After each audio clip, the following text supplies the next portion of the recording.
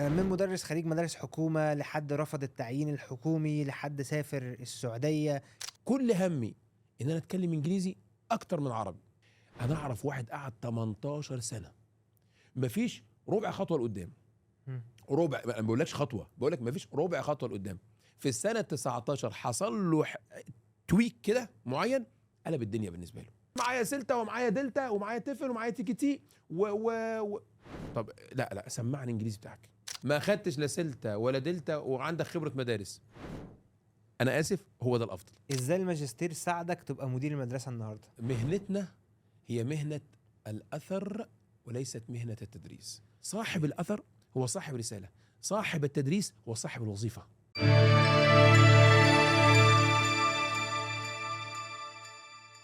ضيفنا النهارده مش مجرد مدير مدرسة انترناشونال، ضيفنا النهارده مثال على ان اللي فعلا بيتعب بيلاقي حتى لو كل الطريق كان ضده. من مدرس خريج مدارس حكومة لحد رفض التعيين الحكومي لحد سافر السعودية، خد دبلومة في الليدرشيب من لندن، خد بعد كده الام اي بتاعته، خد الام اي من جامعة في اريزونا.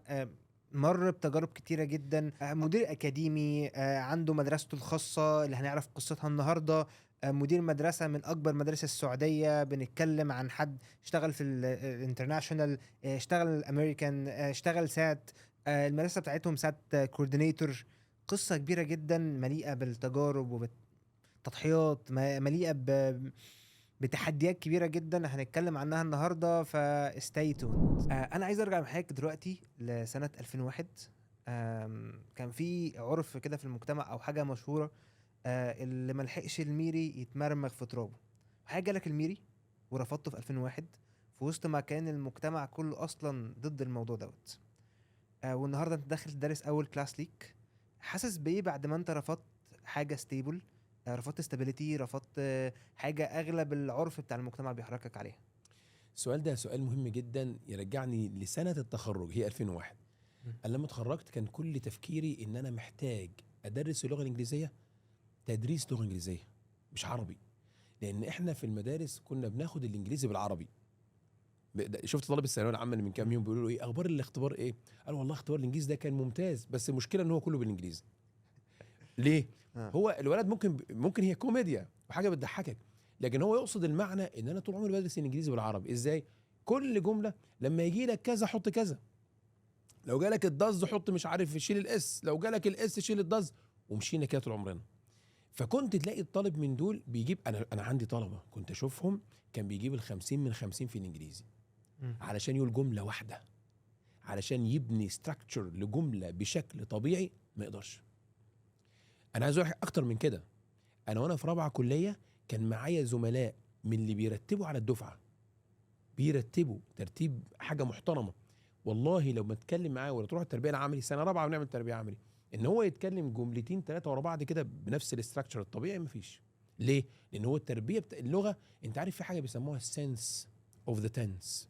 مم. ولادنا في الانترناشونال سكولز لما يجوا يتكلموا، تلاقي مثلا بنتك كده في جريد 4 ولا حاجه، وبعدين تقول لك دادي ديد يو لايك ات، فتقول لها ايه ديد يو لايك؟ ايوه صح، لايك الفيرب في الانفينيتيف علشان في ديد في الاول عشان مش عارف ايه. تقول لها فاهمه دي؟ تقول لك انا مش فاهمه اصلا الموضوع ده، ولا عارفه ايه اللي انت بتتكلم فيه. ليه؟ لان هو اخد الموضوع بالسنس بتاعها. انا كان نفسي بقى اعمل كده مع الطلاب، كان نفسي وانا بدرس اللغه الانجليزيه اكون كده. فحسيت ان التعيين في الاول مش هيديني فرصه البروفيشنال ديفلوبمنت على طول، ان انا اطور نفسي. فكانت اول حصه ليا كل همي ان انا اتكلم انجليزي اكتر من عربي. انا ما كانش همي اتكلم انجليزي 100%، بس اكتر من عربي. وطبعا كان موضوع صعب جدا على الطلاب. نسبه 10% كانوا قايلين ايه الشكل الجديد ده، مم. مبسوطين منبهرين.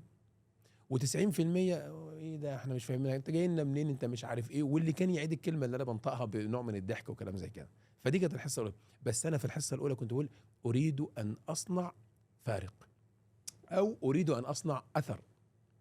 لان خلي بالك يعني انا عايز اقول لحضرتك حاجه يا استاذ عبد الرحمن، يمكن صناعه التدريس غير صناعه الاثر. مم. التدريس توصيل معلومه، الاثر تغيير. انت بتغير منتاليتي، انت بتعمل ده المايند سيت بيتلخبط عند الولد، بيبدا يختلف تماما.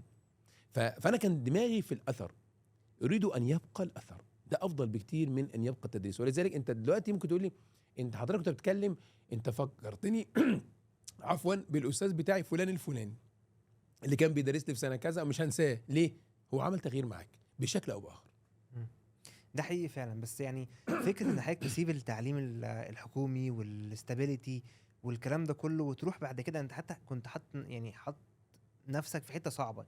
يعني فكره ان انا خريج مدارس حكومه واروح اقدم في مدرسه انترناشونال في وسط مثلا 1000 واحد بيقدموا، واطلع السابع واترفض. فده بالنسبه لك ما حسيتش ساعتها ان انت ندمان وعايز ارجع للوظيفه وارجع للكومفورت زون بتاعتي؟ السؤال ده كويس قوي على موضوع المقابله. رحت في مدرسه كانت كبيره قوي عندنا في اسكندريه، مش هقول اسمها دلوقتي، بس كبيره. وانا رايح ليه اقول حاجه من الاثنين، ما هو انا هروح المدرسه دي يا هشوف حجم الحقيقي ان هو لسه بعيد فمحتاج تشتغل على نفسك فانت هتكسب، يا اما هتلاقي نفسك كويس هتقبل. فهو الموضوع اتس ا وين وين سيتويشن، انا كسبان في كل الاحوال. رحت وعملت الاختبار وبتاع كلام من ده، كنا 1000 واحد، انا ما انساش ابدا لانهم قالوا لنا يا جماعه انتوا 1000 بيختبر تحريري. اختبرنا طلعت السابع على ال1000 دول، وقال لك هنعمل مقابله ل20 وناخد 10، هم عايزين 10 من ال1000. قلت خلاص مبروك عليك يا معلم، انا في دماغي بقى السابع خلاص انا السابع. فعملوا مقابله ل20 وبعدين الاسئله كانت كويسه ولقيت نفسي بجاوب كويس قوي، لكن طلعت ما اتقبلتش. ودي بقى رساله انا ببعتها لكل معلم لسه صغير. عايز اقول له ايه؟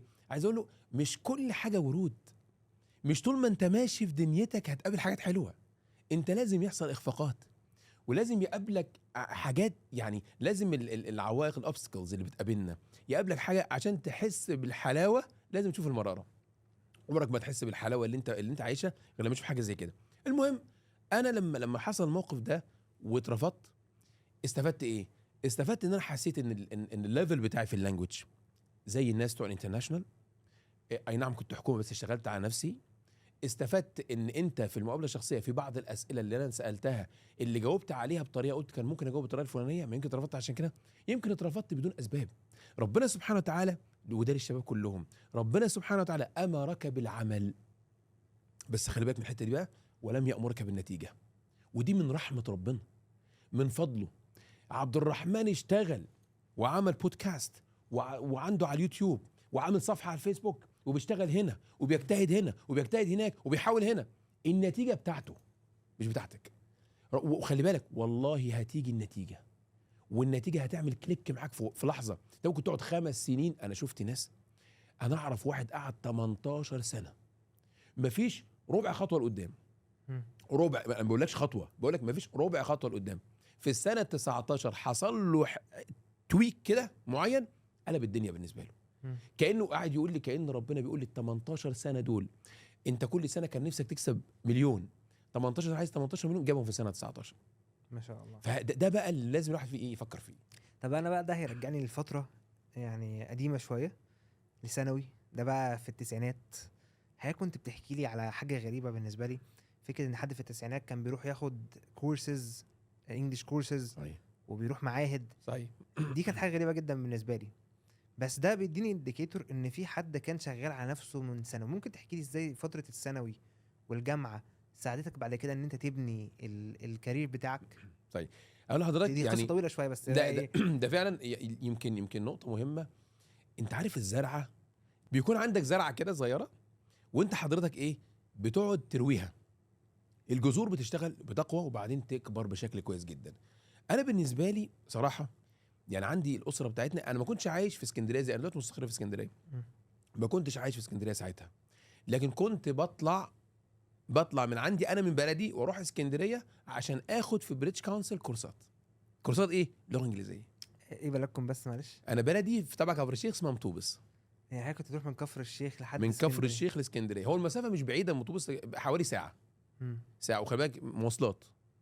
كنت اروح واروح اعمل، وعارف انت كلمه انت لازم تعمل بليسمنت تيست عشان تحدد الليفل بتاعك، كلمه تحديد مستوى اللي هي كلمه بليسمنت تيست. انا عمري في حياتي وانا في السنه ومعرض يطلع ايه ما اعرفش ايه البليسمنت تيست، رحت عملته وقال لك بقى ايه، انت A2 انا اسف جدا، مين كان الكلام ده عنده نزل. العقليه في ثانوي ان هو يبعت ابنه من كفر الشيخ اسكندريه عشان يدرس في البريتش كونسل؟ انا عندي عايز اقول لحضرتك حاجه، والدتي تهتم بالتعليم بشكل غير طبيعي، مم. غير طبيعي. يعني الحمد لله اخويا الكبير دكتور، وبعدين اخويا وائل مهندس، انا يعني كليه التربيه هي كده عايزاني اكون دكتور انا كمان او صيدلي، يعني عندها طب والصيدله هندسه كده، خلاص ده اعلى حاجه، وانا مش عايز اقل من كده، فهي دايما مهتمه بالتعليم جدا، مم. ومهتمه، وكانت شايفه فيا ان انا بحب اللغه. مم. تمام. والدي يهتم جدا. كان عندي عمي الله يرحمه، عمي الله يرحمه. مختار. عمي مختار يمكن ده كان يهتم بحاجتين في الحياه كده عندنا، يهتم بالتعليم وبالكتاب. مم. كتاب القريه بقى، كان يقول لك ايه حفظت النهارده، هو يسالك سؤال وخلاص، هو مش لازم يتابع، بس كان يسالك حفظت النهارده. وانا بنصح كل الشباب لو بتقرا، بتوع الانجليزي بالذات، يعني مدرسين انجليزي، لو بتقرا قران صح، بتقرا التجويد صح، اطمن اللغه عندك في الانجليزي هتبقى صح صح. مم. اصل يعني انت مثلا في القران تقعد تلاقي ايه، الثاء نفسها، الثاء اللي احنا بنقول ثانك يو وذيس از وبتاع، بنقولها كده. لما تقرا قران وتقرا الثاء صح، إنا أعطيناك الكوثر، مش الكوثر، هتعرف تنطق إنجليزي صح، مش هتستغرب الإنجليزي، مم. واخد بالك، هتنطق صح. عشان كده ده أثر فيا في تكويني، واخد بال حضرتك. لما كنت أروح والله ما كنت أعرف اللي هو الكومن يوروبيان مش عارف ستاندرد بتاع الإنجليش، وإن هو A1 و A2 B1 B2 C1، ولا كنت أعرف الحاجات دي في الثانوية العامة. كنت أسمعها في الوقت اللي ما حدش أصلا بيسمعها. وكنت يعني انا مش هنسى ابدا ان كان في نطق الكلمات اللي انا بسمعها في المعهد اقول يا جماعه، هي الكلمات دي مالها مختلفه عن اللي انا بسمعها في المدرسه ليه؟ هو مين الصح ومين عرفت البحث عن الحقيقه كده، مين الصح؟ لان ايامنا برضو لا في يوتيوب ولا في فيسبوك ولا في، ومش هتلاقي. وبعدين ايه، عارف اللونج مان الديكشنري اللي احنا كنا بنجيبه دوت، ده كان مليان، كنت اقعد اقرا فيه وحاجات معقده، وحاجه اسمها ترانسكريبشن اخدناها بقى في الكليه، ما كنتش اعرف ازاي الكلمه هتنطق كده ولا كده، لان في كلمات كتير شبه بعضها. ويمكن من القصص الغريبه اللي حصلت لي وانا بدرس في اول سنه لسه كده، يعني بيت بيريود، واحد شغال بالحصه في اول سنه، بس اتخرجت من الجامعه. وبعدين كلمه تايني يعني دقيق صغير، مم. it's actually very tiny كذا، تايني صغير، فهي TINY، ممكن اقراها تايني، ممكن اقراها ايه، مش عارف التاني ممكن ده. اقراها تيني، يعني تايني وتيني صح. ها. فالكلمه تمشي تيني مع الناس اللي هي مالهاش فرق، فانا عارف انها تايني. في يوم طلاب جريد 8 تانية اعدادي فانا كنت بشرح وكده، وبعدين قلت الكلمه دي، الاولاد سامعينها بقى قبل كده من امه لا اله الا الله ان هي تيني، واتفاجئ ان انا كل الطلبه كلام مستر محمد اللي عاملنا فيها مش عارفين، ما بيعرفش ينطق وبتاع، وينطق غلط وكلام زي كده. ما بقتش عارف اعمل ايه، جبت مجموعه الطلاب اللي عندي قدام المدرسه الاولى، انا فاكرها لغايه دلوقتي، فاكر اسمها، قلت لها ميس فلانه تعالي، الكلمه دي ايه؟ انا كنت مش بختبرها، انا يعني مطمن ان هي هتقول ان الكلمه تايني، قالت لي تاني بس. فالعيال بصوا لي، كله بص لي، وهنا سكت المكان والهمس عم الارجاء. ها. طب ثانيه، طب حك يعني متخيل موقف صعب، يعني فكره ان انا قاعد وبحاول اعلم الناس صح، وانا عندي حاجه مختلفه، والمجتمع كله مش اصلا، يعني ساعتها العيال يعني اي حد بيتكلم انجليزي كويس اصلا كنا بنتريق عليه، فاللي هو كنت حاسس ساعتها بايه؟ هو ايامها كنت بقول ما دام ده هو الصح هيوصل للولاد، وما دام ده وكنت ببحث بقى عن الافضل بقى، يعني انا ما سكتش بقى على كده، قلت لا، ما هو كده انت لما تروح يعني تشوف مدرسه اعلى هتلاقي ليفل اعلى، لما تحاول تفكر فرصه افضل هتلاقي ليفل افضل. ما وقفتش صراحه، ما وقفتش ابدا. وزي ما قلت لك، انت لما تاخد بالاسباب انك تهتم، كنت دايما اقول للطلاب حتى اهتم انك تنطق 10 كلمات صح صح وتكلم بيهم، ولا انك تحفظ زي ما كانوا زمان بيحفظونا كده في الكتاب تيتشر ومش عارف الكتب الكبيره قوي دي، يحط لك 400 كلمه، والمدرس في الدرس الخصوصي يسمع لك 400 كلمه، وتكتب 400 كلمه زي الفل. طب يلا قول لي جمله، مفيش. 400 كلمه دول تقدر تكون جمله من 7 8 كلمات منهم؟ ما كانش بيحصل. تلاقي دايما ايه، بيعمل بروسيسنج كده في دماغه على الجمله بالعربي الاول، وبعدين يحاول يترجمها للانجليزي، بيحصل كده 7 8 خطوات في دماغ الشخص عشان يتكلم، فبيتكلمش. فاحنا كنا عايزين نوصل للطلاب حته الفلو اوف سبيكينج، اتكلم كده وخلي عندك اريحيه وانت بتتكلم. دي كانت في دماغي جدا، ولذلك حسيت ان شغل في الانترناشونال سكولز هيكون انسب لطريقه تفكيري. وكنت ببحث ليه. ولا زي ما قلت لك ايه، خد بالاسباب، ما تقفش وتقول انا اعمل ايه. انا عايز اقول لحضرتك يا استاذ عبد الرحمن موقف ما انساهوش ابدا. انا لما سافرت بره، يمكن دي حاجه لسه ممكن تسالنا فيها بعدين، لكن لما سافرت بره نزلت من حوالي 7 سنين اعمل مقابلات لمدرسين. كنت انا ريكروتمنت كوردينيتور في الوقت ده وبختبر الناس. وانا بتكلم دخل لي، يعني عملت مقابلات كتير قوي في اليوم ده، دخل لي احد الاشخاص اول ما شفته عملت كده. ده زميلي معايا في كليه، خريج نفس الكليه، دفعه 2001 تربيه انجليش. فبصيت له كده، فراح هو كمان بص لي. والله كان شكله يعني مرهق، يعني مشوار طويل بين عليه، جاي من حته بعيده، فمرهق ومنهك. قلت له فلان؟ قال لي محمد. مش خدنا بعض بالحضن وبتاع وانا بعمل مقابله. فانا والله مش قادر اساله احتراما وتقديرا. فقلت انا اساله سؤال ايه، اي حاجه كده، اي حاجه، وبحيث يجاوب على السؤال. وكان قلبي ساعتها بيقول انا ان شاء الله هختاره، بس هختاره يكون يعني عنده الاستعداد واللغه عنده. انا عارفه كويس وعارفه اكيد بينطق كويس. انا عايز اقول لك النطق عنده اتغير حتى. انا عارفه ايام كليه. خلي بالك يا عبد الرحمن، انت يوز ات اور لوز ات. لو انت ما استخدمتش الحاجه حتى العضو في ايديك لو ما استخدمهاش هتفقدها. هو اللانجوج. هو بيتكلم معايا، قلت له فلان، قلبت عربي، قلت له في ايه؟ قال لي محمد انا راجل شغال في مدرسه، ما بطلع جري بعد الشغل عشان ادي دروس عشان كذا، وبعدين بطلت الدروس واشتغل في الارض مع ابويا عشان اعرف لقمه عيشي، عشان مش عارف ايه. فهو الظروف كانت بالنسبه له بدات تضغط عليه عشان عايز يعيش بشكل احسن. ما قدرش ينمي بقى ويطور اللغه. لما سالته على يوزنج تكنولوجي ان كلاس روم، قلت سؤال وهيجاوب عليه، يقول لي بقى انا بستخدم بقى السمارت بورد بقى، واستخدم مش عارف ايه، واستخدم التكنولوجي، واستخدم بقى الويب سايتس ومش عارف ايه والكلام ده. فهو قال لي انا اصلا ما عنديش وقت ابص للتكنولوجي. فهو ده لم يكن هناك فرق بين محمد جمعه وسين. بالعكس، فلان ده انا اعرف جيدا انه كان جايب تقدير اعلى مني. مش تقدير، احنا الاثنين كنا جايبين نفس الجيد زي بعض، لكن هو كان درجته اعلى. تمام. ومش شرط الدرجات وكل، انا فاهم ان هي العمليه كلها مهارات مش درجات، ولكن هو المجال بتاعه وبتاعه كان شبه بعضنا. هو يعني شويه ما اهتمش، ما طورش، ما عملش. عشان كده بقول لكل الشباب يا جماعه دوس في التجربه، وحاول في التجربه حتى لو انت بتعمل حاجه ولسه ما جاش النصيب بس اعملها. يعني واحد يقول لي ايه، اخد السلته، اقول له انت فاضي؟ يقول لا اصل انا بروح مدرسه الصبح وفاضي بعد الظهر وفي كورس سلته، خده.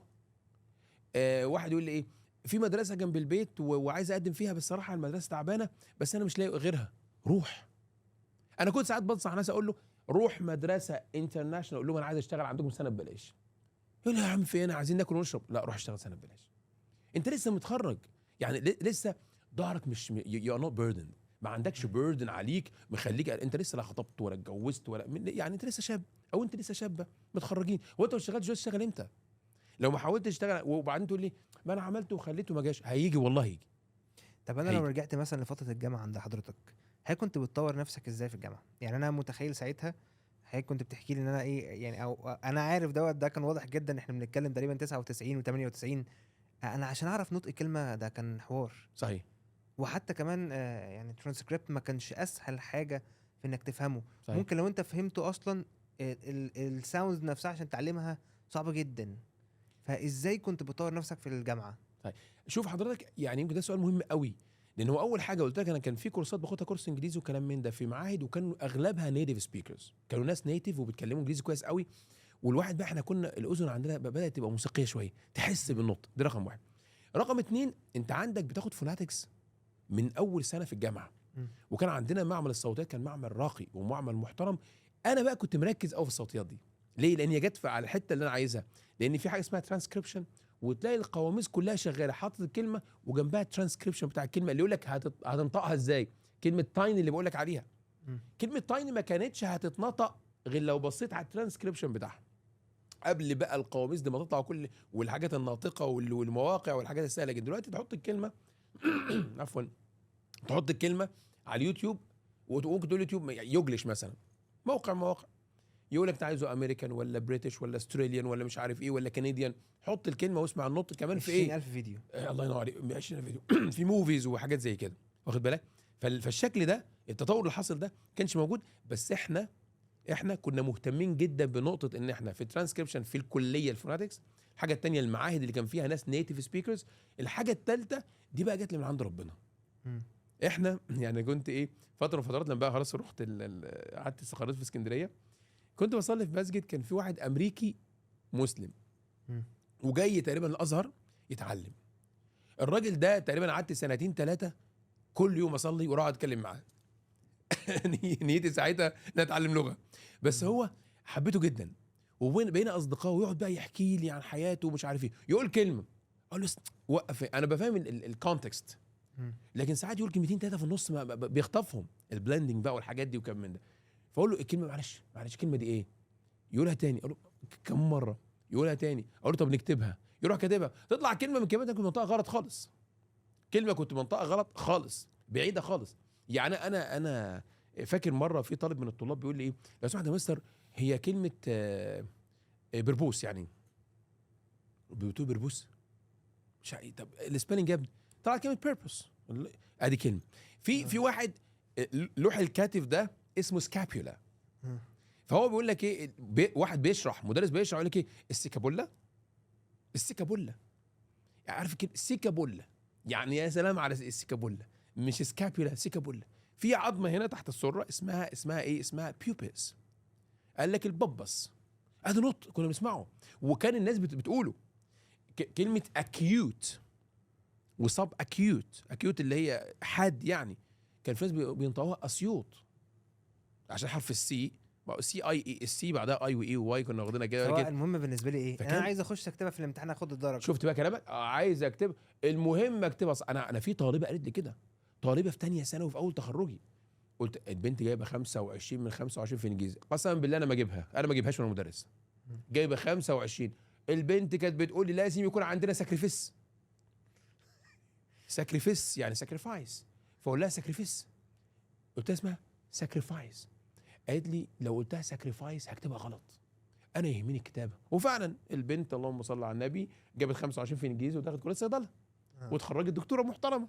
فهي الفكره في كده، بس تدخل بقى على ايه، روح قدم في شركه بقى، هيجي لك بقى اللي كان معاك في الصيدله ودرس كويس وعنده البرزنتيشن سكيلز بقى، واللي احنا قلنا الفايف سكيلز العالميه اللي كله بيتكلم فيها النهارده في الليرنر بروفايل، 5 سكيلز.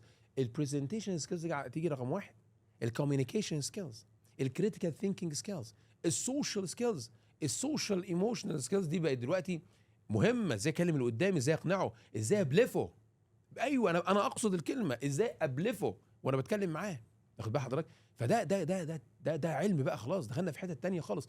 اللغه اصبحت يا عمي بلاش من 1400 سنه، من 1400 سنه من ايام النبي صلى الله عليه وسلم، عشان بتقولوا يا عم لغه ايه ومش عارف ايه. طيب النبي لما كلم زيد بن ثابت رضي الله عنه وقال يا زيد تعلم لغه يهود، امره، مش دي لغه برضه ولا ايه، تعلم لغه اليهود فاني لا امن مكرهم. قال فذهبت وحذقتها في نصف شهر.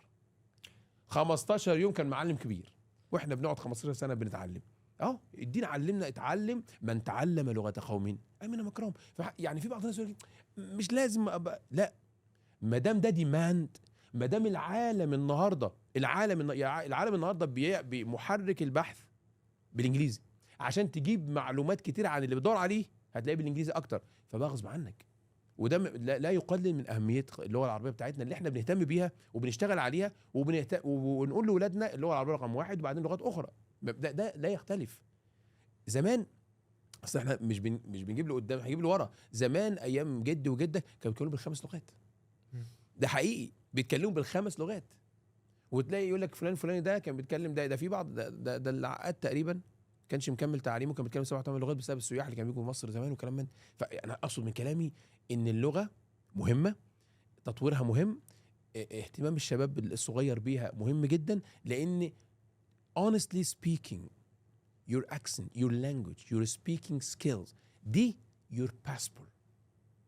اول نقطه انا لما اجي اقابل مدرس قبل ما بقابله بقول له ابعت لي فويس نوت او فيديو نوت stating your qualification and work experience.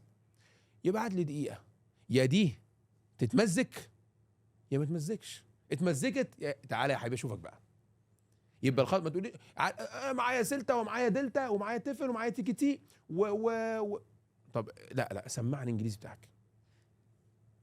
انا خدت في حته بعيده بس لا ده انا شيء. فاهمه، انا فاهم جدا جدا، بس انا يعني انا بحاول ارجع كده لسنه 2000 شويه، بحاول اتخيل كم المعاناه والتضحيات اللي انتوا عملتوها عشان تتعلم انجلش. صحيح.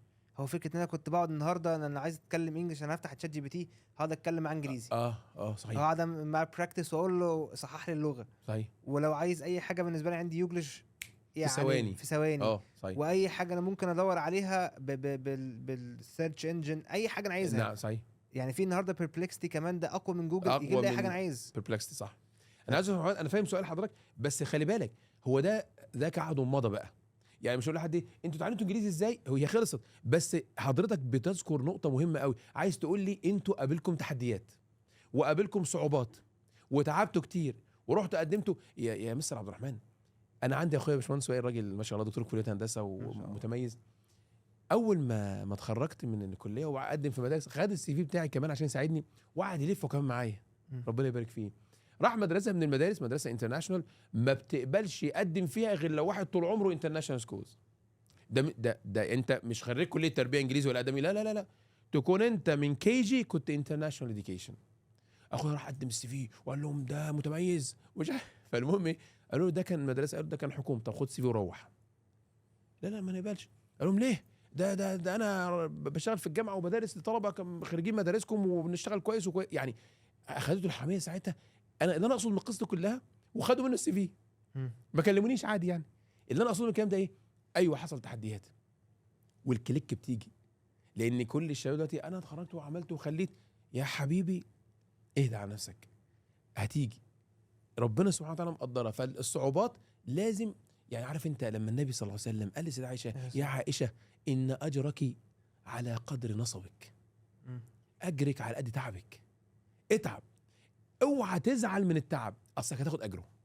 واحده مدرسه متخرجه وسافرت من اسكندريه للقاهره عشان تحضر مؤتمر في التعليم، تعرف ايه الترند الجديد، هتاخدي اجر.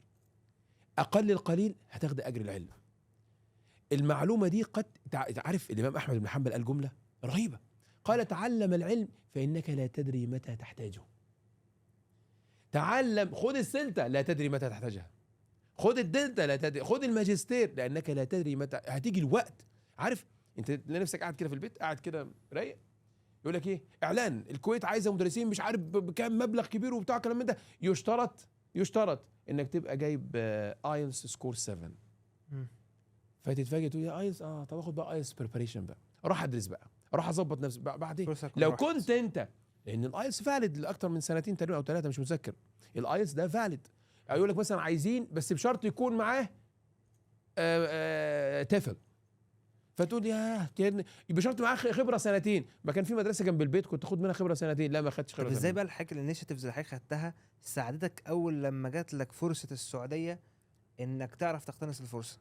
بمنتهى الصراحه ومنتهى المصداقيه اللي عايز اقولها لكل زميل وكل ابن وكل بنت، حاجتين في اللغه الانجليزيه، حاجتين: work experience، خبرة مكان تشتغل فيه، fluency، انجليزي حلو، تتكلم انجليش كويس وعندك خبرة لا تقل عن 2 سنين، انت كده مهيأ تدخل افضل مكان وافضل مدرسة بلا منازع. وانت خريج حكومة، خريج انترناشونال، خريج اي بي، خريج اي جي، خريج امريكان سيس، خريج اللي خريجه، عندك خبرة لا تقل عن 2 في اي مدرسة، زائد اكسنت حلوه، فلونسي في الانجليش، سبيكينج كويس. مش عايزك تتكلم امريكان انا عايز اتكلم انجليزي صح، اتكلم انجليزي كويس، قدم في اي مكان وانت باشا. واترفض مره واثنين وثلاثه ولا يهمك، ولا يهمك. اكثر من قرع الباب، فانه من اكثر قرع الباب يوشك ان يفتح له. حلو جدا. انا عايز ارجع بقى للفتره بعد ما حضرتك اتخرجت وقعدت كده كذا مره بتقدم في كذا مدرسه، وبعد كده اتقابلت في مدرسه انترناشونال. ازاي دوت ساعدك بعد كده ان انت تروح السعوديه؟ اللي هو كان النقله الحقيقيه صح. اظن في حضرتك. تمام. زي ما قلت لحضرتك، مجرد اني اشتغلت في مدرسه انترناشونال بقيت اتعامل مع طلاب اولا الانجليش مهم بالنسبه لهم، الاكسنت مهم بالنسبه لهم، بقيت تمارس اللغه زي ما انت حابب بقى. ممكن تحكي لي اكتر على التجربه بتاعت المدرسه الانترناشونال؟ انا خدت بالي ان هو احنا بنتكلم في 2003 او 2002. 2002. ده ساعتها كان اصلا المدرسه الانترناشونال في مصر حاجه اصلا لا ثقافه معروفه، اي وناس قليله جدا اللي فيها، وغالبا ده كان بيبقى صفوه الصفوه. صحيح. فازاي اصلا جبت الاوبورتيونيتي ديت ساعتها؟ شوف حضرتك، انت لسه بنتكلم فكره ايه، ان انت من صغرك في زرعه، مم. في جذور. انا من زمان حابب الكلام ده، وبتعامل مع ناس لما اروح مثلا معهد واقعد قدام الانستراكتور والاقيه مثلا امريكان، وفي ولاد معايا انا كمان، يقول لي انا في انترناشونال سكول، انا في مدرسه كذا انترناشونال سكول عندنا في اسكندريه، هيكون معايا بنت والبنت في مدرسه كذا، وواضح الاكسنت عندهم. الاولاد ما بيتعبوش زيي عشان يكونوا جمله، الكلام بيطلع لوحده. مم. ففي الحال انا قررت من ايامها ان لما اجي هقدم في انترناشونال سكولز، وزي واللي يحصل. هو كان باشن، هو كان ريسك، لان انت قدامك حاجه من الاثنين، يا تمشي في التراك اللي انت حاسس هو انت امشي وراه، امشي ورا هدفك، امشي ورا حلمك، وحاول، ومهما ترجع قدم تاني. وفي النهايه ما تنساش ان ده رزق ربنا سبحانه وتعالى، يعني ورزقك ليس ينقصه التأني وليس يزيد في الرزق العناء. اشتغل، بس ربك عاوزها هتيجي في الوقت اللي هو عاوزها سبحانه وتعالى، انت خد بالاسباب فقط، واطمن انت كسبان في كل الاحوال. بعد ما حضرتك قعدت تحاول تقدم في اكتر من مدرسه، اتقابلت دلوقتي في مدرسه انترناشونال، صح. قعدت فيها حوالي سنه تقريبا، صح؟ صحيح. بعد كده طب ليه سبتها بما انك اصلا بقيت انا خلاص انا بقيت مستقر، انا ده انا في مدرسه انترناشونال دي حاجه صعبه جدا، ليه بقى رحت السعوديه؟ شوف، يمكن الشباب كلهم عارفين فتره شباب، لسه مبتدئ، كنت خاطب ساعتها، مم. والحمد لله اشتغلت كويس، وبقى عندي برايفت بعد المدرسه، بس البرايفت كان بياخد من وقت كتير جدا. وبعدين لما جت الفرصه، هي جايه برضه في وقت براتب محترم، وراتب لما جيت احسبها حسيت ان هو هيخليني على الساعه 2 الظهر 3 الظهر كده ابقى خلاص ايه، فضيت ان انا اقعد في بيتي، اقعد مع بيتي. في الفتره دي كنت بعدين بعد ما خطبت كنت بدات بقى اتجوزت كده، وبقالي شهر او شهرين وكلام من ده، فمراتي بقى زوجتي فضلت تقول لي طب ما تسافر، طب مش عارف ايه، بس انا كنت مرتاح صراحه في مصر، وكنت مبسوط، وكنت شايف ان بيحصل بروجرس كويس جدا في حياتي، وكنت بدات المدارس الانترناشونال بتهتم جدا بالبروفيشنال ديفلوبمنت اللي انا بحبها. لكن فرصه السفر كانت فرصه، قلت ان هي فرصه هتبقى اكتر راحه ليا، راحه شويه. وكنت متخيل برضو ان لما اخد وطبعا الحياه غاليه برضو بره، فبس كنت متخيل ساعتها ان الراتب ده هيكفيني ويخليني مش هفكر، بس لا برضو هتحتاج انك تشتغل تاني. لكن هي فرصه جت كده، ان انا فكرت ان فرصه السفر ممكن يجيني زي اللي بيجيني وانا بتعب، يعني بتعب كتير او بشتغل كتير، فده ممكن ايه شغل يكون اقل، يعني دي كانت سبب رئيسي عشان بصريح معاك. لكن البحث عن البروفيشنال ديفلوبمنت كان موجود في المدرسه، لكن طبعا كان عالم تاني لما سافرت بقى، كان احسن بكتير. يعني ده كان يعني تفكيرك قبل السفر، بس بعد كده لما سافرت بقى ده بقى ايه، وقع تاني. اختيار ربنا بقى. مم. ده حته انك بتاخد بالاسباب وانك نفسك تطور ان ربنا سبحانه وتعالى يقدر لك ان انت، ويقدر لك ان انت تروح وتلاقي ان البروفيشنال ديفلوبمنت اللي انت عايزها احسن واحسن، وتطور افضل، وهتشوف حاجات ما شفتهاش قبل كده، وتعرض لحاجات جديده بالنسبه لك، كل ده حصل بعدها بقى. صحيح. احنا دلوقتي وصلنا السعوديه، احنا في 2005، 2000 واخر 6 كده. اخر 2006. مم. دلوقتي احنا في السعوديه، ازاي بقى فتره السعوديه يعني ساهمت في تشكيل حضرتك النهارده؟ انت اول ما مثلا كانت مدرسه الاندلس، صح؟ صح. يعني النهارده مدرس والنهارده مدير المدرسه، البروجرس ده بقى حصل ازاي؟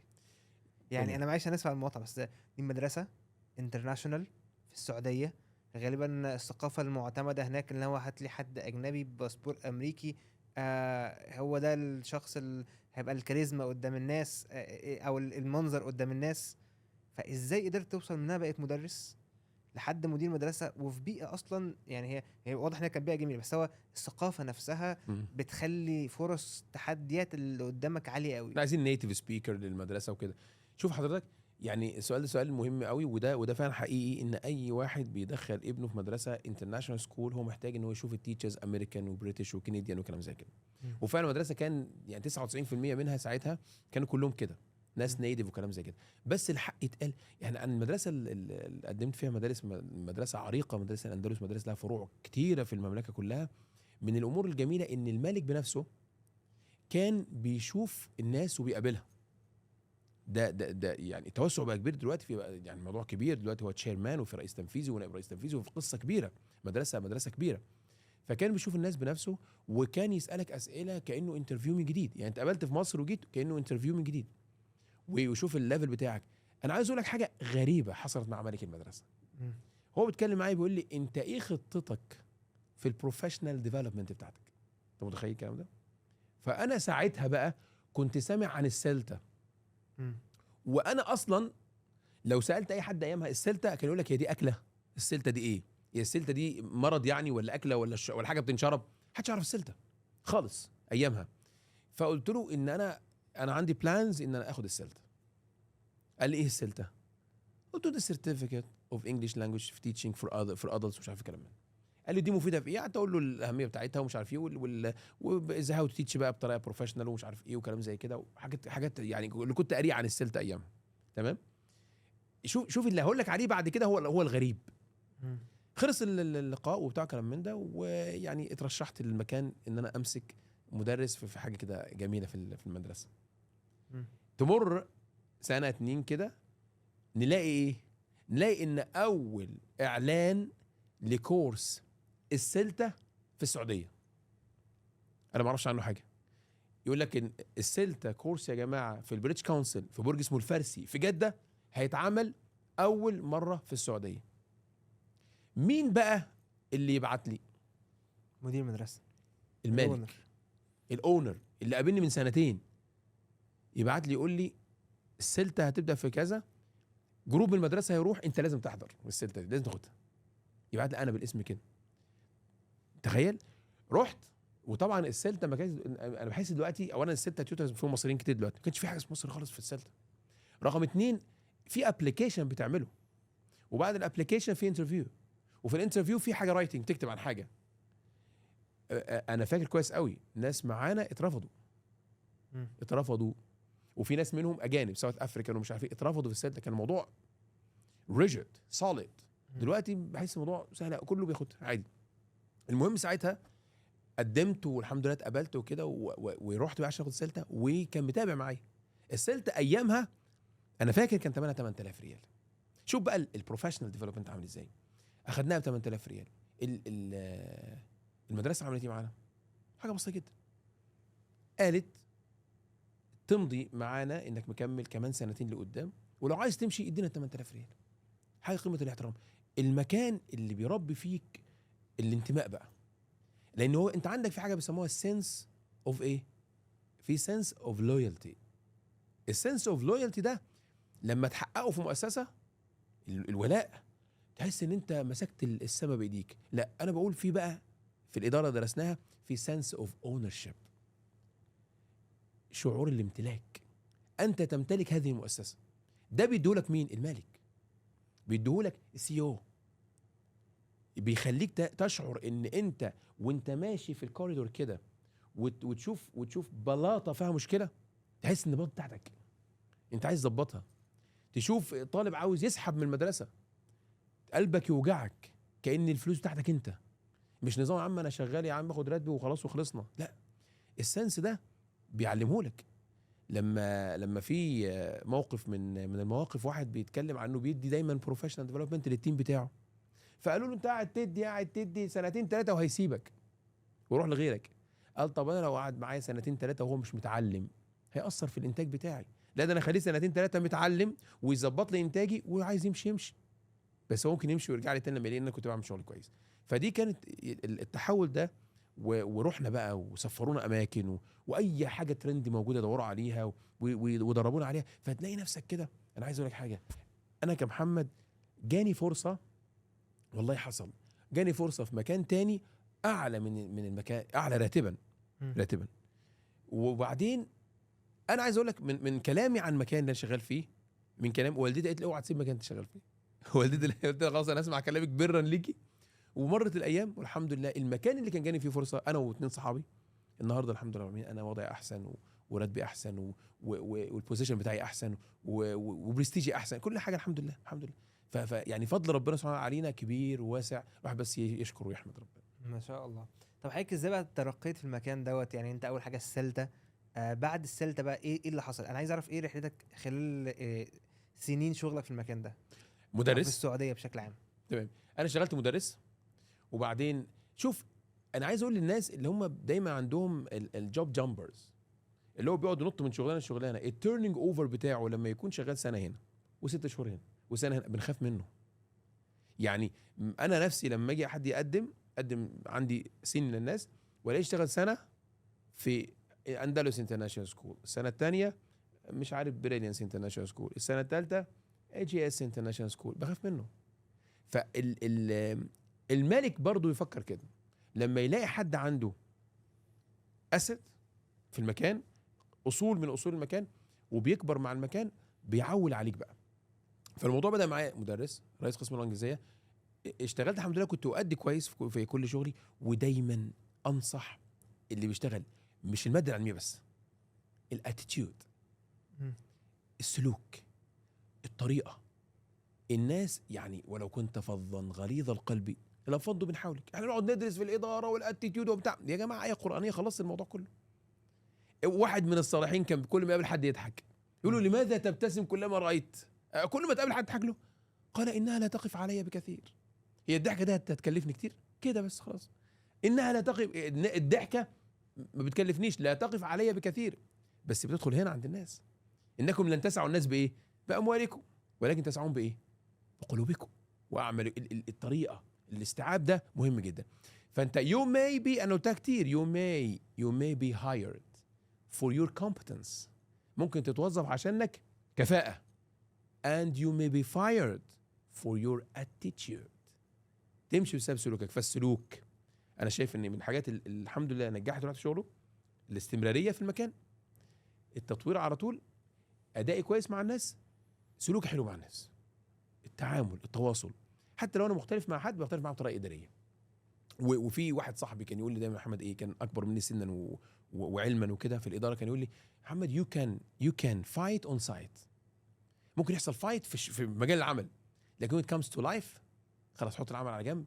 يعني ممكن كنت انا كان غريب قوي، ممكن نقعد مع بعض في الشغل اختلف واقول لا ويقول لا، وطق طق نخلص ويقول لي يلا نتغدى سوا، نطلع نتغدى مع بعض في مكان وننسى الشغل خالص. لان في النهايه احنا we are working for بص كده، نفس the same goal، اللي هو ايه؟ success of the place، نجاح المكان بس. ففي النهايه مش هنزعل من بعض. فدي كانت الرحله المهمه. برضه يا جماعه، طول ما انا ماشي في بروفيشنال ديفلوبمنت، ماشي دورت على السلطه، ماشي دورت في السكه كده على ترين ذا ترينر، ماشي لقيت قدامي كده دبلومه في الاديوكيشنال ليدرشيب اند مانجمنت، دي جت بقى لما الواحد بقى دخل في منطقه الاداره. ماشي سافرنا اخدنا في الاي بي، رحت فيينا اخدت في اي بي ادمنستريتور. ماشي دخلت على الماجستير في الاديوكيشن. ثانيه بس، حضرتك بتعدي حاجات كده اوكي. حاجات تبان ان هي بسيطه، بس ده حوار. ده لو احكي لنا اكتر عن تجربه فيينا يعني، او اللي هو education، اللي هو Leadership. الدبلومه بتاعت education leadership او educational leadership. حضرتك انا بعد ما بقيت رئيس قسم وكده، اشتغلت فتره كده كونسلنج في المدرسه، اتعينت بقى فايس برنسبل فور ستودنتس افيرز، وكيل شؤون الطلاب. من اللحظه دي لقيت نفسي بدات ايه، ابعد شويه عن التيتشنج، بس طبعا انا فاهم التيتشنج، خلاص خدت الحاجات دي كلها ومريت بيها. فلما دخلت على النقطه دي لقيت الادمن ورك بقى، كنت انا عارف الاكسبيرينس بتاعت المدرسه، بس حبيت ادور زي ما قلت لحضرتك برضو مساله البروفيشنال ديفلوبمنت. فكرنا لقينا في educational leadership and management diploma فين؟ في مانشستر. لازم تدور، ابحث، كانتش اونلاين، كانت اون كامبس، كانت ايه يعني ان بيرسون. فقررنا انا وثلاثه اداريين معايا، رفعنا طلب للاداره العامه وكده، وزي ما قلت لحضرتك الاداره معانا مهتمه جدا بمساله البروفيشنال ديفلوبمنت. ورحنا فيينا اخذنا الدبلومه، كانت دبلومه 7 ايام، اخذناها وخلصناها. الميزه ان الحمد لله الكلام كله احنا بنمارسه، لكن لما تاخده بطريقه علميه هتتعلم حاجه جديده، هتعرف الترمينولوجي اللي هتستخدمه في الحاجه دي، اسمها كذا ودي اسمها كذا، ودي اسمها ديستريبيوتد ليدرشيب مش عارف ايه، ودي اسمها اوتوكراتيك ليدرشيب ستايل، دي اسمها بيروقراطيك ليدرشيب ستايل، دي اسمها كاريزماتيك كده، تبدا تعلم الليدرشيب ستايلز والحاجات دي كلها. اخذنا الدبلومه ورجعنا، وده كانت في مانشستر في 2017، مش فاكر بقى، يعني السنوات بقى صعبه شويه على الواحد، بس دي كانت ايه، بدايه الشغل الاداري بالنسبه ايه لي. اكتر حاجات اتعلمتها في الدبلومه دي؟ اللي اتعلمتها في الدبلومه واللي انا مؤمن بيها وبشتغلها هي ان انت كقائد او واحد ماسك فريق، اعرف تماما ان انت لما تلمع فريقك هتلمع. ادي الكريدت لاصحابه، ادي الكريدت لاهله. بلاش نقطه انا بس مفيش غيري، وان مان شو. في ناس كتيره كده، اداري يبقى عنده 17 واحد عاملين شغل، وانت في النهايه انت اداري، انت المايسترو. انت المايسترو، بس لما تتكلم تقول ايه، الاستاذ فلان عمل كذا والاستاذ فلان عمل كذا، الناس دي هتحبك وهتديك اكتر مما تتوقع. لمع اللي معاك، مش هيجي فوقك، لا هيلمعك.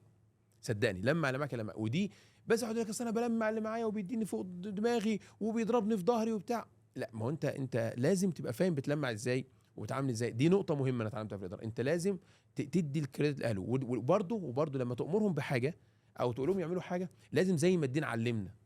النبي عليه الصلاه والسلام كان يقول اذا امرتموهم فاعينوهم. لما تامرهم بحاجه في الشغل، مش تيجي يا عم، ده في ناس يقول لك ايه، اعمل لسن بلان بالشكل الفلاني، فالناس تشتغل. لا ده تعبان.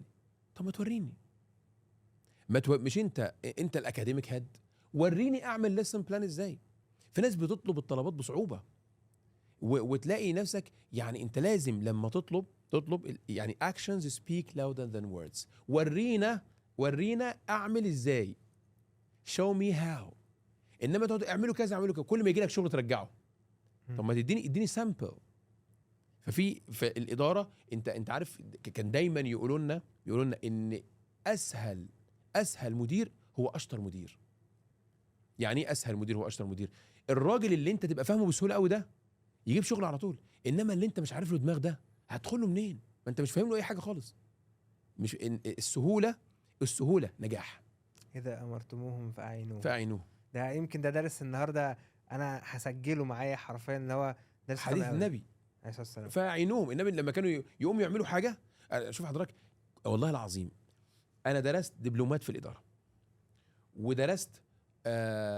الماجستير في الاداره، وشغال في الدكتوراه في الاداره، وعندي خبره الاداره في المكان. ما في حاجه درستها ولا قريتها لكل فطاحل الاداره في العالم الا ولها اصل في السنه عندنا، في الدين بتاعنا. بس احنا مشكلتنا ما بنقراش. تلاقي موقف كده يقول لك اعمل كذا وخلي كذا، وتلاقي في حديث النبي عمل كده اصلا عليه الصلاه والسلام. عليه الصلاه والسلام. ربنا يبارك لك يا رب. ويعني انا دلوقتي تقريبا الدبلومه دي كانت بدايه التحول للادمن ورك. بعد كده بقى الدبلومه دي ازاي ساهمت في الكارير بتاع حضرتك؟ هي الدبلومه لما اخدتها يقول حضرتك بدات تخلي الترمينولوجي في دماغي مظبوط. بدات اشتغل وانا بعمل حاجه في المدرسه كنت بعملها كده بالسليقه، او بعملها بالخبره اللي اخدتها من اللي قبليه. بقيت اعرف انا بعمل دي اسمها كذا. يعني مثلا اعمل ستاف ايفالويشن، اعمل تقييم للمعلم وادي له بعد كده فيدباك. الاول كان اي فيدباك يتاخد وخلاص، اقول له اعمل كذا وخلي كذا. يقول لك بقى لا، في ساندويتش فيدباك بقى. ادي الفيدباك بطريقه ايه، ادي له حاجه بوزيتيف، وبعدين اشتغل على النقط الضعف اللي كانت عنده، وبعدين اختم بالبوزيتيف تاني. كنا بنعمل الكلام ده كده. لكن المسميات بقى وازاي تعمل الحاجات دي ومش عارف ايه، دي لما درسناها يعني اثرت معايا كويس جدا. بنفس النظام بعد كده اتطورت بقى تطور تاني، هو الماجستير بقى. دخلت على الماجستير في الاداره، وكنت بعمل كيس ستادي في الشغل بتاعي. ليه فكرت في الماجستير؟ هي كلها باشن في العلم.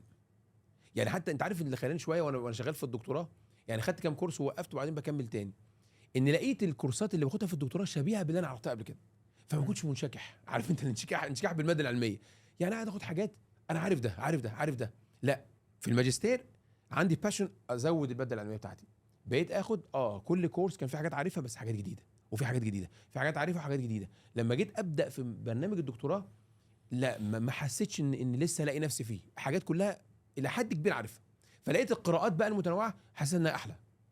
يعني بعد الماجستير كده لما اشتغلت في الدكتوراه شويه لقيت بقى وانا ببص ايه، الاقي مثلا حاجه طالعه ترند كده اقرا فيها تعجبني، حاجه في الاي اي مثلا الامباكت اوف اي اي اوف اديوكيشن اقرا فيها تعجبني.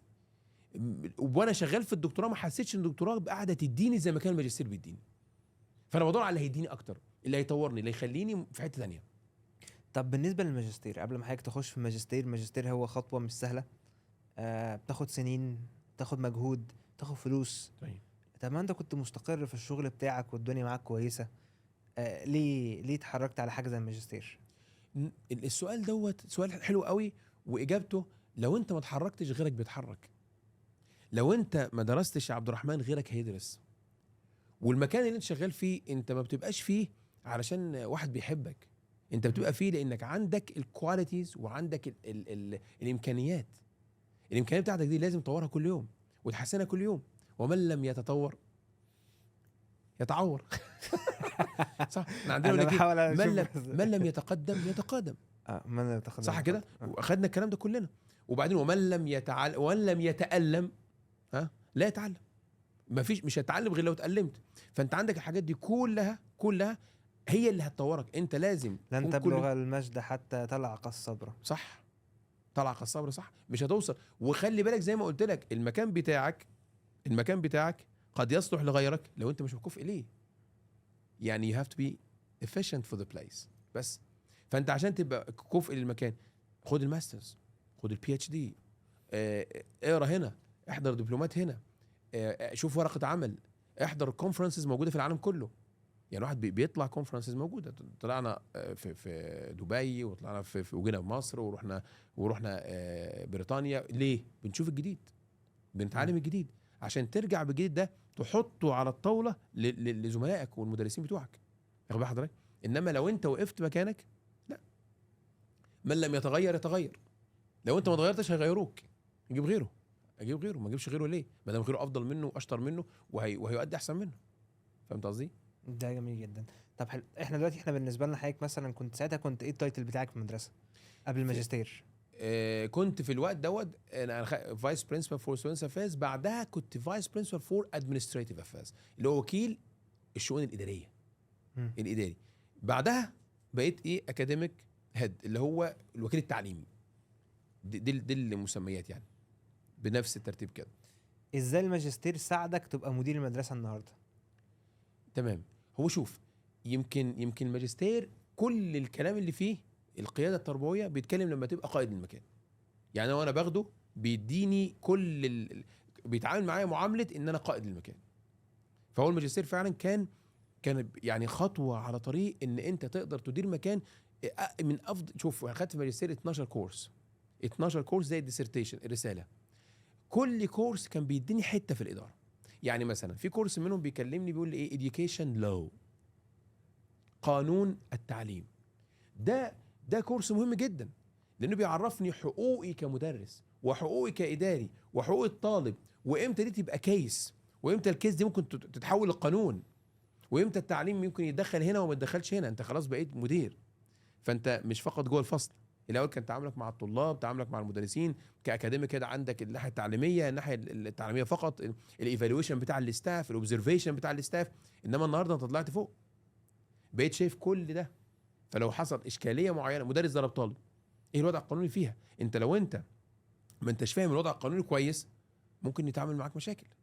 فانت تبقى فاهم حقك ايه، وحق الطالب ايه، وحق المعلم ايه. ولذلك في حاجه اسمها ستاف هاند بوك. الستاف هاند بوك ده احنا عملناه، وكل سنه بنعمل منه فيرجن وبنعدل عليه وفقا للنظام العالمي، وفقا للتعديلات اللي بتحصل في الدوله. يعني في السعوديه مؤخرا لو حد اعتدى على مدرس ياخد 5 سنين سجن. قيمه المعلم، واضعين معلم في قيمه محترم. في نفس الوقت معلم ضرب طالب ممكن يفصل فصلا نهائيا، وممكن يدخل في قضيه. الكلام ده كله بنحطه في الستاف هاند بوك. يعني الطالب دلوقتي في السعوديه طالب لو ضرب معلم او اعتدى على معلم يسجن. ده حفظ لكرامه المعلم. السعوديه فيها شغل اللهم بارك، يعني حاجه ممتازه جدا على جميع الاصعده، على جميع الاصعده. 5 سنين لطالب في اعدادي مثلا. ومش كده بس، اه هو لازم الطالب يكون كبير شويه. لو طالب صغير مش فاهم حاجه تانية، فيها قرارات مختلفه. حاجه تانية انا يمكن جبت دي بالذات، في كده مكتوب ورقه كبيره كده في اي مستشفى: الاعتداء على الممارس الصحي، الغرامه والسجن الفوري. حفظ ان الله يزغ بالسلطان ما لا يزغ بالقران. حط على طول. تقدر انت كده تدخل مستشفى تهزق ممرضه في كل مكان الدوله تقدرش. فعشان كده دي ماده education law، قانون. الموضوع مش كده. في ناس ماشيه كده يقول لك واو، في طالب مش عارف عمل ايه فصلوه. بناء على ايه؟ في حاجه، في كيس ما اسمها تونكر كيس. تونكر دي كيس في امريكا، سموها تونكر كيس لان كان القضاء اتكلم فيها كتير جدا. ده عايزه حلقات عشان نتكلم فيها. انا اقصد الكيس دي درسناها عشان ايه؟ عشان افهم اتعامل ازاي مع الطلاب في المدرسه عندي، واعرف امتى ارجع لورا خطوه، امتى اقدم لخطوه لقدام، امتى اتعامل مع الميديا وازاي اتعامل مع الميديا. ده في الاديوكيشن لو اخدت كورس اديوكيشن فاينانس. الفاينانس بقى يعني الاديوكيشن فاينانس ده قصه ازاي بتدير فلوس المؤسسه. ازاي انت المالك لما بيديك فلوس يقول لك انت مدير المكان، معاك المبلغ ده اصرف منه واعمل منه وخلي منه. ازاي تدير هذه المنظومه؟ دي ماده درستها، واخد بال حضرتك؟ درسنا ماده من المواد السي اي اي اللي هي الكريكولم انستراكشن اسسمنت. الكريكولم بتوضع ازاي، اتعمل ازاي، البادجيتنج والستافنج اتعمل ازاي. الامور دي كلها درسناها. كنت عارف منها كتير من خلال شغلي في مدرسه، المؤسسه عندنا مؤسسه كبيره، لكن في نفس النظام الدراسه عملت لي الكلام ده كله ووسعت مداركي في الكلام ده كله. زي كان الدبلومه اللي بعملها للشباب عندي دلوقتي، بعمل انا دبلومه راوند 16، هبدا يوم الجمعه ان شاء الله طيب. راوند 16 عامل دبلومه اسمها Educational Leadership and Management Diploma. خدت كل اللي اتعلمته في الماجستير وعملته دبلومه، وعملته 9 محاضرات بديها للشباب. ما شاء الله يعني عملت 16 راوند اللي هتبدا دي. كل راوند فات بتاع 30 واحد، اتكلم في حوالي 400 ولا حاجه اخدوا الكورس ده، منهم مدراء مدارس ومدراء عموم ومدير عام، ومنهم ناس وكلاء مدارس وناس اصحاب اكاديميات وكلام زي كده. فزكاته العلمي اخراجه. في ناس كتيره يقول لك ايه يا عم انت عارف المعلومه ما تقولهاش لحسن عرفتها غيرك يعرفها. لا، زكاته العلمي اخراجه. خرج العلم اللي عندك ربنا هيرزقك ويضاعف رزقك ان شاء الله. ما شاء الله. بس انا عندي سؤال كده، احنا النهارده احنا بنتكلم، احنا وصلنا 24. حضرتك ما شاء الله دلوقتي مدير مدرسه في السعوديه، مدرسه انترناشونال، سات كوردينيتور، حاجات كتيره جدا ما شاء الله حققتها. واتس نيكست؟ honestly speaking انا عندي ايفا بدات في 2020. ايفا ده تقدر تقول هو مشروع الشخصي بتاعي، لان انا في المدرسه عندي انتماء قوي جدا للمدرسه في السعوديه، بس في الاخر البيزنس بتاع اصحابه. فانا كراجل بقى يعني محتاج يبقى عندي حاجه خاصه، فانا بتكلم على ايفا ايجيبشن فيرتشوال اكاديمي. دي اكاديميه مصريه بتقدم المنهج المصري التجريبي لاولادنا اونلاين، واحنا بدانا من 2020 ايام كورونا. دي الحاجه اللي بفكر اكبرها. يعني لو قلنا واتس نيكست، الدكتوره شغالين فيها، ما خلاص ده حاجه تانية، لكن عايز اكبرها وفي نفس الوقت احافظ على الشغل اللي انا شغال فيه واكبره برضو. الشغل كمدير مدرسه اكبر فيه واطور نفسي واقدم حاجه للمكان، لان المكان ده علمني. المكان ده فضله عليا بعد الله سبحانه وتعالى. فدايما انا ممتن لاصحاب المكان ده وبتعلم منهم وبعمل اللي بتعلمه منهم في ايفا الصغيره بتاعتي دي. يعني انا ربنا يبارك في صاحب الكيان الصرح الاندلس ده، دايما عنده مبدا اوعوا رواتب الناس تتاخر. انا دايما في بقول للمديره اوعي رواتب الناس تتاخر. فالراجل ده خيره يعني مخلينا بنتحرك من خلاله، خيره في طريقته وتعامله. يقول ما تاخروش الرواتب على الناس، انا ولا ما تاخروش الرواتب على الناس، لو احنا اي حاجه بس الا رواتب الناس. فبتعلم منهم واحط في المكان طريقه التعامل اللي هم بيعاملونا بيها واحترام وكلام من ده. احاول احترم الناس واعاملهم باحترام. فده مشروعي، مشروع ايفا ده. بحاول يعني اهتم بيه اكتر، اكبره اكتر، اقدم. انا حتى كنت بقول دايما اول ما بدانا كنت اقول انا ليا شريك مستر احمد عفيف، راجل محترم جدا، هو في هيد اوف انجلش في مدرسه انترناشونال في الاي جي. انا راجل امريكان سيستم وخبره الامريكان، هو خبره الاي جي، فبريتش وامريكان. كنت اقول له يا احمد احنا اكاديميه مصريه برؤيه عالميه، انت قسم عالمي وانا عالمي، فده اكاديميه مصريه. احنا مش عايزين يا احمد نعلم ولادنا المصريين ده المنهج المصري التجريبي بنفس الاليه اللي اتعلمنا بيها، احنا عايزين يا احمد بالانترناشونال اديوكيشن. ولذلك ما عنديش حاجه اسمها مدرس ولا مدرس كلام عربي في الحصه في ايفا انجلش.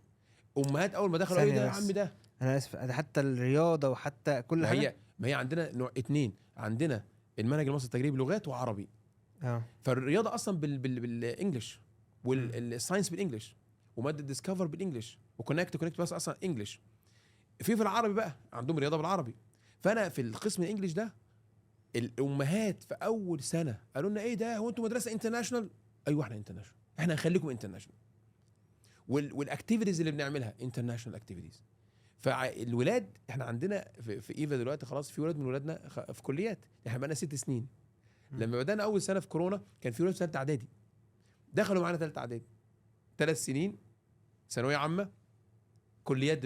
لغايه دلوقتي بتواصلوا مع المدير، بتواصلوا مع رؤساء الاقسام، واحنا كنا عندكم، انا دلوقتي في كليه الطب، انا في كليه هندسه، انا في كليه صيدله. فتحس ان انت بتطلع انتاج اهو.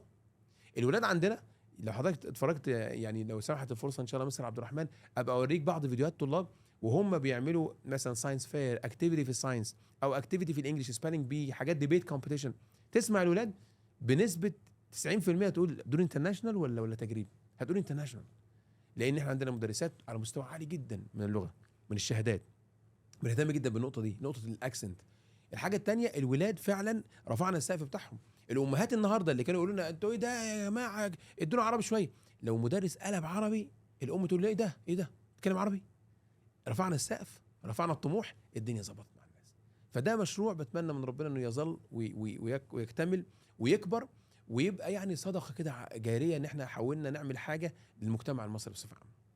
طب انا عندي سؤال، ايه بقى الفكره بتاعت ايفا؟ يعني بصراحه انا اشتريت، يعني انا كعبد الرحمن اشتريت. انا يعني لسه ما شاء الله مريم بنتي دلوقتي يعني ما شاء الله شهرين، فلسه لما تكبر لسه قدامها شويه. بس انا الفكره عجبتني، ربنا يخليك. يعني الفكره نفسها ان حضرتك حد قام زيك عنده الخبره دي كلها، وكمان واخدها في بيئه جيده جدا، ان هو هيعيد.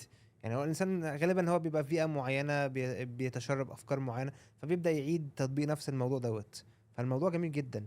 بس انا عندي سؤال مهم هنا، يعني ايه الفكره؟ جت منين فكره ايفا اصلا؟ ايفا بدايتها لما في 2020 حصل لوك داون وكورونا والكوفيد 19، بدأ كله يقعد في البيت. المدارس قلبت مباشرة اونلاين.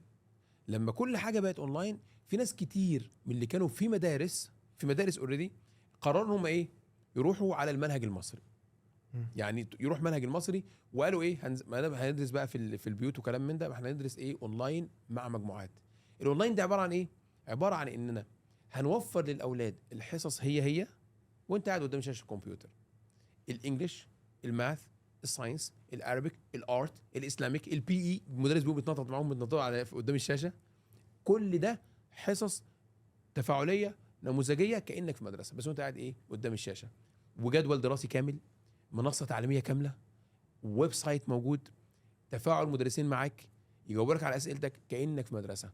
طيب الفتره دي فتره كورونا لما كله كان قافل، المصريين بقى اللي في الخارج دول اغلب المصريين اللي في الخارج كانوا معانا في المشروع ده في ايفا، اللي هم الطلاب. بعدها بدات ايه، بدات لوك داون يفتح خلاص وبدات الدنيا تمام، ومبقاش في حظر ولا كلام من ده، والمدارس رجعت تماما.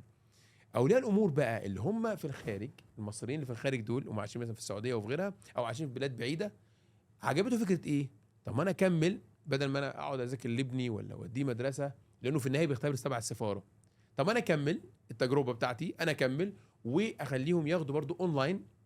وكمان الاختبار اونلاين، اصلا اختبار السفاره بتاعتنا اونلاين، ياخدوا اونلاين ويكملوا اونلاين. واعوض بقى، اعوض ابني اللي قاعد طول النهار من الصبح الساعه 9 للساعه 1 مثلا اونلاين، اعوضه بعد الظهر يروح نادي، يروح يشارك في نشاط، يروح سباحه، حاجات زي كده. يبقى انا اديته ماده علميه الصبح اونلاين، وبعد الظهر وديته خروج عشان يبقى ايه يسوشيالايز بقى وكده. وخلصت بقى من حوار المدارس، واصحى الصبح مش عارف الساعه كام بالظبط عشان اعمل ايه، وهرجع الولد من المدرسه ومش عارف محتاج عربيه ومحتاج اشتراك. بالظبط، صح كده صح كده. لا وغير كده، ده في اولياء امور كتير في اماكن بعيده ومفيش مدارس اصلا حواليه كتيره. لا وفي ناس عندهم مدارس بس هو والمدرسه ايه الله اعلم مين اصلا مديرها ومين صح. ماسكها. وفي ناس بقى بتذاكر لاولادها. يعني مم. احنا دلوقتي حلينا لك مشكله ان الام كانت تبقى قاعده مع الولاد في النظام المصري ده، يفضل الام تذاكر مع الولد وبتنطق غلط بقى تنطق صح الله اعلم، ونهايه السنه خلاص بعد كده بيختبر اونلاين كل حاجه، بس الام دي كانت بتتعب. فدلوقتي احنا جبنا لها مدرسين في كل المواد وحصص حقيقيه.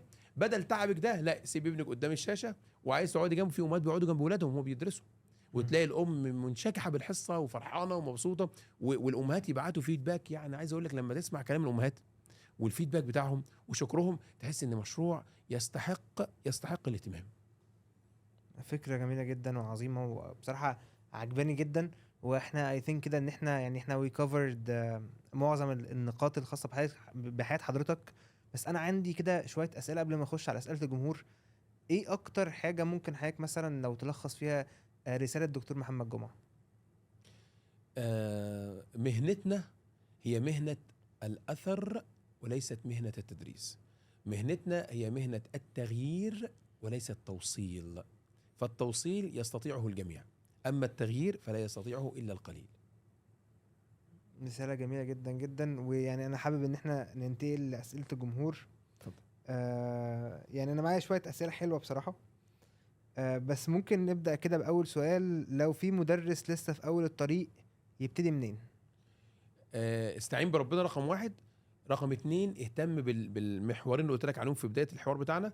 اهتم اول ما تتخرج لازم تهتم بالاكسنت بتاعتك، وما تسالنيش بقى، ده المواقع ماليه الدنيا، ده جوجل جامعه، ده لسه حضرتك قلت يوجلش جامعه تانية، البي بي سي ليرنينج انجلش جامعه ثالثه. ما تقوليش منين، لا، اللغه وتطويرها في 100 طريقه. رقم اتنين، يبقى انت عندك اول حاجه الفلونسي والاكيرسي بقى، اللي هو مساله الايه الميثودولوجي، طرق التدريس. طرق التدريس تجيبها منين؟ يا هتاخد كورسات يا تدرس في مدارس. نصيحه محمد ليك ايه؟ روح مدارس. طب الكورسات بعد المدارس. لو مع المدارس يا ما اجملها. هتشتغل كورسات وما تروحش مدرسه خالص، يبقى انت مش ناوي تشتغل في التدريس مدارس. مم. عاوز تروح مدارس، لازم تروح تقدم في مدرسه مع الكورسات، حتى لو مدرسه متواضعه. حتى لو مدرسه متواضعة. خد الاكسبيرينس، اشرب المدرسه ماشيه ازاي. جميل جدا. آم، لو النظام اللي حواليك مش بيساعدك، اتعلم ازاي؟ انا مثلا دلوقتي مدرس في مدرسه ما بتساعدنيش، والاجواء اللي حواليا ما بتساعدنيش، اعمل ايه؟ هو خلي بالك من نقطه مهمه. لو انت في المدرسه وتقول هم كده فانا عايز ابقى كده ومش عايز تطور نفسك، ده قصتك. لكن اي انسان بيبحث عن التطور هيطور نفسه. وزي ما قلنا لسه بنتكلم، احنا مش زي زمان دلوقتي، اي حاجه للتطوير موجوده. انت لو قعدت قدام اليوتيوب وكتبت كيف مش عارف كيف بس كده، كيف اكون مدرس ناجح، هتلاقي 100,000 فيديو. كيف مش عارف ايه، لا، مفيش حاجه اسمها النظام اللي حواليا، ده كلام عفى عليه الزمن. النظام مش بيساعدني، لكن انت بعد الظهر ما عندكش نظام. النظام انت اشتغل، النظام ما ساعدكش، ماشي يا عم، مش مشكله. اشتغل على قد النظام واطلع بعد الظهر، ذاكر وطور نفسك وتعلم. هتلاقي الفرصه اللي هتعوزك بالمستوى بتاعك دلوقتي، وتلاقي المكان الافضل والمكان الاحسن. معلش مع احترامي، في مكان بيدي 3، وفي مكان بيدي 4، وفي مكان بيدي 10، بس هو عايز الايه؟ كواليتي. انت لك زميل يسين من الناس، لك زميل في مدرسه بياخد 5000 جنيه، ولك زميل اخر بياخد 25,000 جنيه. اسال نفسك ما هو الفرق، هتجاوب على نفسك على طول. جميل جدا. لو يعني بما ان حضرتك مر بالتجربه ديت، لو اتسخر منك لانك بتحاول تعمل حاجه صح، تعمل ايه؟ لو لو اتسخر منك. اتسخر مني بعمل حاجه صح، ايوه، اه. وهكمل في الصح. ويعني معلش مع احترامي، هو احنا احسن من الانبياء؟ مم. انا عارف ان الموضوع بيكون مؤثر في النفسيه، ان حد يسخر منك او يضحك عليك او يتهمك بما ليس فيك، لان كان ده بيحصل كتير قوي. ناس كتيره بتتهم بما ليس فيها، ويتقال عليه كلام. انت عارف بتبقى صعبه قوي لما يقول لك ايه، يا اخي عبد الرحمن ده انت مثلا مشهور قوي، مشهور قوي ان انت كريم في بيتك. مم. كريم عبد الرحمن ده يا جماعه كل يوم يتغدى ويتعشى مع مراته وبنته في مطعم. وبعدين يقول لك ايه، عبد الرحمن ده ابخل خلق الله، مجوع بيته. حينما تتهم بما بعكس ما هو فيك، من اصعب الحاجات. النبي عليه الصلاه والسلام اسمه محمد، عليه السلام. كانوا يقولون مذمم، عليه عكس السلام. صفته. ليه؟ عشان يسخروا منه. شوف النبي عليه الصلاه والسلام لما الصحابه كانت بتوجعهم دي، توجعهم، لان ده النبي، ده محمد يا جماعه. فالنبي كان يرد، يعني حاول يلطف من قلوبهم، يقول لهم ايه، ارايتم كيف صرف الله دعاء قريش عني؟ يقولون كيف يا رسول الله؟ قال هم يذمون مذمما وانا محمد. سيبكم منهم، هم بيشتموا مذمم، انا محمد. انت نفس الفكره، هم بيتكلموا عنك ويقولوا عبد الرحمن ده بخيل، وماله، استمر. الموضوع صعب بس استمر، لا تلتفت. ان المنبت لا ارضا قطع. عارف انت المنبت اللي هو قاعد يخبط ويعمل ويطبل، لما تتضايق، لما تشد وتتشدد مش هتوصل. خف على نفسك خالص. ولذلك الحديث الثاني هو ايه، النبي عليه الصلاه والسلام يقول لك ايه، ان هذا الدين متين فاوغل فيه ايه بعنف، مش كده؟ لا طبعا مالش كده. قال فاوغل فيه برفق. ما فيش حد بيكسب غير اللي عنده الرفق. فاوغل فيه برفق، فما شاد الدين احد الا شاد الا قطعه. اللي هيشد هيتقطع. الرفق، النبي قال لعائشه، يا عائشه ما دخل الرفق في شيء الا زانه، وما انتزع من شيء الا شانه. لما دخل يهودي على النبي قال يا رسول الله، قال ايه، النبي عليه الصلاه والسلام قال السلام عليك، قال له ايه؟ السلام عليك. قال السام، اليهودي قال السام عليك يا محمد. السام يعني ايه؟ الموت. قال رسول الله وعليك، وعليك، انا هموت وانت هتموت، يا رب تموت انت هتموت. فقالت عائشه ايه؟ بل عليكم يا يهود، وراحت شتمه الراجل وبتاع. قال يا عائشه، الراجل قال السلام عليك قلت وعليك، خلصت. خلصت. الامير المؤمنين عمر بن عبد العزيز كان ماشي في المسجد، ماشي، وبعدين هو ماشي فمعدي من جنب واحد، الدنيا مضلمه، معدي واحد خبط فيه. قال اعمى انت؟ انت اعمى؟ ده امير المؤمنين. قال لا. انت اعمى؟ قال له لا، وراح ماشي. واحد قال له يا امير المؤمنين بيقول لك انت اعمى؟ قال له ايوه. هو قال لي انت اعمى؟ قلت له لا. الموضوع سهل. فهي الفكره عايزه ايه؟ ازاي تستشعر ان الموضوع سهل، ان في رساله في الاخر. انت لابس ثوب ابيض، وطول ما انت ماشي الناس عايزه ايه؟ عايزه تلحوسك يعني. وانت بتعمل كل شويه تعمل ايه؟ تحاول تحرك شمال، حرك يمين. هي دي نفس الفكره. تجنب وامشي في طريقك، هتوصل. لا تلتفت. نصيحتي لا تلتفت. ازاي تبني ثقة في نفسك وانت مش لاقي دعم من اللي حواليك؟ يمكن اجابه السؤال ده نفس الكلام اللي قلناه في اللي قبليه. انا مش لاقي دعم من اللي حواليا، ومش لاقي دعم من اي حد.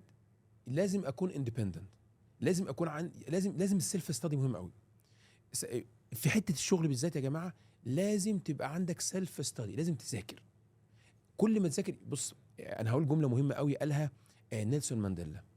كان بيقول education، التعليم is the most powerful weapon you can use to change the world.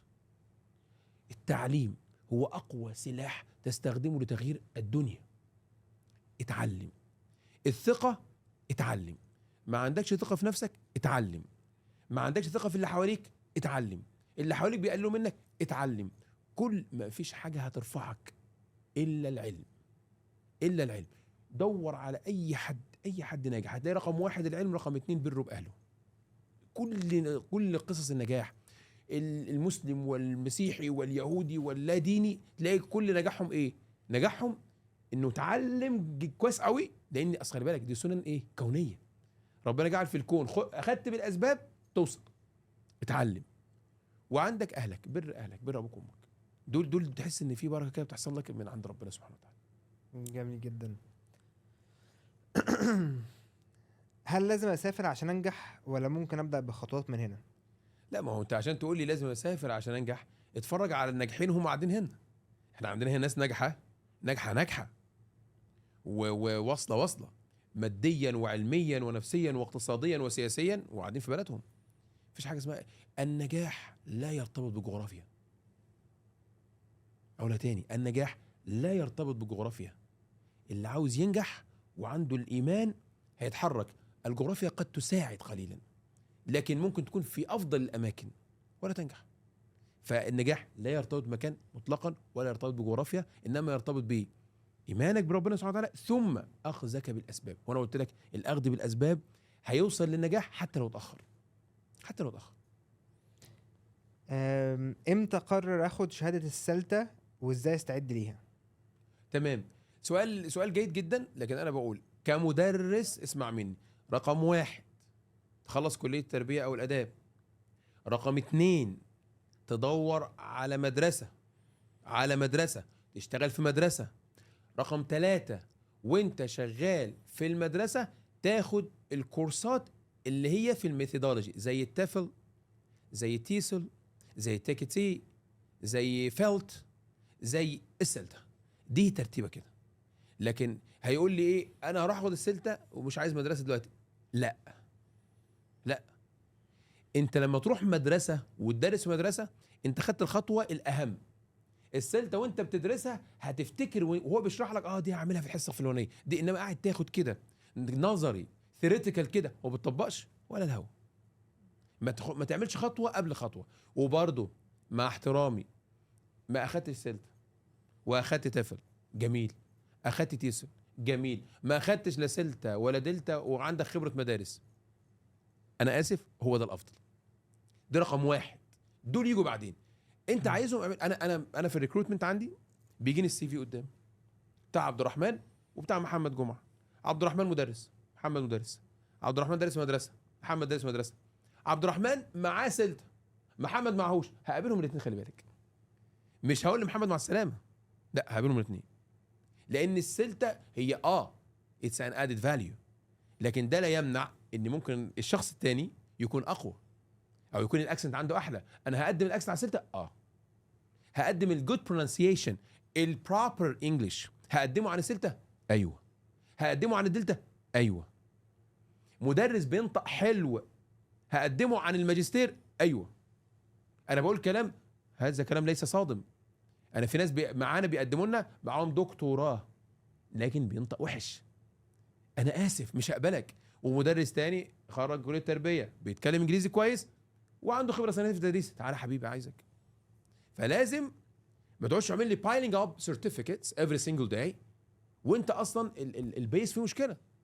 يا حبيبي البيس اللانجوج الميثودولوجي. اصلا خريج كليه التربيه يعتبر معاه سلطه ودلتا والحاجات دي، لانه هو اصلا خريج كليه التربيه اخذ ايه؟ اخذ طرق تدريس. السلطه عباره عن طرق تدريس، بس احنا بناخدها ماشي حلو، مش هنقول الناس ما تاخدوش، لكن خريج التربيه وكلم دكاتره الجامعه يقول لك خريج التربيه هو اصلا مع الحاجات دي. هاو تو تيتش جرامر في السلطه ودرسناها احنا في طلبه. هاو مش عارف تو تيتش ريدنج رايتنج وسبيكينج وليسننج مش عارف ايه، ماشي تمام. يا حبيبي تبقى ما تاخدش في مدرسه، هتشتغل مدرسه اسبوعين ثلاثه رئيس القسم يعرف الحاجات دي. انا اقصد من كلامي الدنيا مش صعبه، الموضوع مش مجعلص. انا بعض الناس بتخيل هو بيكلمني انه لو اخذ السلطه فتحت له ابواب المجد. لا يا حبيبي والله. ولو اخذت كورس اصلا ده بس كده، بس لو اخذت الدكتوراه، لا انت بتاخد الحاجات دي وانت ماشي في الطريق عشان تخلي السي في بتاعك حلو، لكن دي مش الاصل. في ناس قاعده في البيت نايمه، يقول لي اصل انا مستني اما اجيب ايلز بند 7. يا حبيبي 99.9 من مدارس العالم لا تطلب ايلز، ما بتطلبوش، ما بتسألش عنه. انت مستني 1% من المدارس تبعت لك. لا. يا استاذي انا اعرف، انا بكلمك اهوت، انا اعرف 200 مدرس شغالين معايا في السعوديه في افخم المدارس عمرهم ما اخدوا الايلز. انا مش بهاجم، انا بكلم الناس بالراحه. انا عايز اقول الدنيا هاديه، الدنيا سهله. انت خد الحاجه دي في البروفيشنال ديفلوبمنت بتاعتك، في التطور المهني بتاعك، في انك بتحسن من ادائك، ماشي. لكن ما تبقاش قاعد متخيل ان دي هتجيب دي، لا ما خالص. اوقفش حياتي على حاجه خالص صح كده، اتحرك من الاول خالص وافضل طول الوقت بقى بطور من نفسي بشكل مستمر. بالظبط. انا عايز اختم بسؤال مهم لان هو شايف ان هو سؤال محوري في حياه حضرتك. ايه الفرق بين مدرس بيدرس ومدرس بيسيب اثر؟ المدرس اللي بيسيب اثر هو مدرس بيدرس، هو الاثر ده الاتنين في بعض. هو بيدرس بس وهو بيدرس انت بعد سنين بتفتكره. ليه؟ حاجتين. الحاجة الأولانية هو يدرس بقلب، بيدي المعلومة بقلبه. رقم 2 بينظر لدول قدامه ان هم سيكونوا قادة المستقبل بعد كده، فعايز يسيب اثر، عايز يغير فيهم. يقول ده مش ممكن ده يبقى مدير مدرسة بعد كده، يبقى مدير محترم، مدير يعلم الناس. مش ممكن ده يبقى ضابط شرطة، يبقى ضابط شرطة يخاف على الناس. مش ممكن ده يبقى رئيس دولة، يبقى رئيس دولة بيتقي ربنا في الناس. فده اللي عنده الايه؟ عنده رسالة. صاحب الاثر هو صاحب رسالة، صاحب التدريس هو صاحب الوظيفة. وظيفة بدخل باخد فلوسهم واروح. التاني ده عنده رسالة، الرسالة دي بقى تبقى وتظل. عشان كده يعني انا هقول لحضرتك حاجة حصلت قدام عينيا. عندي ولاد دايما يقول لك العيال صغيرة، والله هم صغيرين، ولاد في ثالثة ابتدائي عندهم 2 مدرسين، واحد بيدوم عربي واحد بيدوم انجليش. حرفيا بتاع الانجليش بيدخل بيلعبوا بالكوره، يشدوه من الجرافطه وينزلوه مش عارف ايه، بيهبلوه. مدرس العربي بيدخل، مدرس العربي بيقعدوا قدامه صم بكم عمي. ده حب مش خوف. يعني انا شفت بعينيا ده وده. دخلت حصه الولاد لوحدي وقفلت الباب ورحت قايل لهم ايه، بقول لكم ايه، انا عندي سؤال جاوبوا عليه بصراحه. مستر كذا بتاع الانجليش، انتوا في الحصه you guys are not behaving, the class is a total mess. why؟ والمستر العربي يا ولاد مدرس العربي you do love him and respect him، وهو انتوا نفس الولاد. الإجابة كانت إيه؟ رد الولاد نصا قالوا the Arabic teacher is teaching from his heart. جملة عيال في تالتة ابتدائي، إنه يدرسنا من قلبه. طب أخبار المدرس التاني إيه؟ قالوها بالعربي، ردوا عليها بالعربي. قلت لهم what about the other teacher؟ قالوا لي بيحقد علينا، بيحجب. بيكرهنا. الولاد فهموا المعنى إزاي؟ كيف دخل معلم اللغة العربية إلى قلوبهم ولم يدخل معلم الإنجليزية؟ إذا دخلت لقلب الولد ستدخل إلى عقله. دي آخر جملة أقدر أقولها. شرفتنا ونورتنا وامتعتنا وعلمتنا، وانا استفدت جدا من حضرتك جدا، يعني على مستوى البودكاست بشكل عام. استفدت بصراحه بالقصه، استفدت واستمتعت جدا بالتجارب الحياتيه بالعلوم. انا شايف ان حضرتك حد ما شاء الله عليك، يعني عندك توسع معرفي بشكل جيد جدا على مستوى اللغه، على مستوى الدين، على مستوى الانجليش، على مستوى العربي، على مستوى الاداره والتعليم بشكل عام. فبجد يعني حضرتك حد يعني فعلا فعلا مميز جدا، وانا اتشرفت جدا بيك والله. ألف شكر مستر عبد الرحمن، شكرا للبودكاست، شكرا للأسئلة الجميلة، وربنا يوفقك. ويعني احنا بندعو كل الناس ان هم يتابعوا مستر عبد الرحمن عشان يستفيدوا منه كتير جدا جدا جدا ان شاء الله. شكرا جزيلا، شكراً بالتوفيق ان شاء لحضرتك. الله. ربنا يخليك يا رب.